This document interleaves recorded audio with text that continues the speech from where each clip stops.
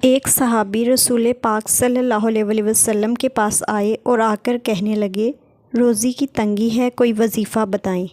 میرے پیارے نبی حضرت محمد صلی اللہ علیہ وسلم نے کبھی بھی بڑے بڑے وظیفے نہیں بتائے۔ ہمارے پیارے نبی بہت آسان وظیفے بتاتے تھے۔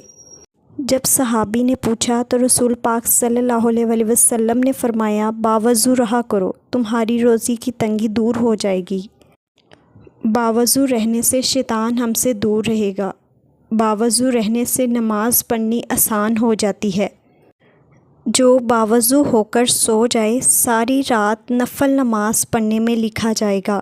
ایک فرشتہ ساری رات مستقل اس کے ساتھ رہتا ہے، اس کا پہرا دیتا ہے۔ نبی پاک صلی اللہ علیہ وسلم کا فرمان کہ باوضو رہا کرو، نماز پڑھنی آسان ہو جائے گی اور رزق میں اضافہ ہوگا۔ رزق وہاں سے ملے گا جہاں سے گمان بھی نہیں ہوگا۔ ایک دفعہ شیطان آیا آپ صلی اللہ علیہ وسلم سے ملنے۔ آپ نے اس سے پوچھا، تیرے کتنے دشمن ہیں؟ شیطان کہنے لگا، 15۔ آپ نے فرمایا، کون کون ہے؟ کہنے لگا، سب سے پہلا نمبر تو آپ کا ہے۔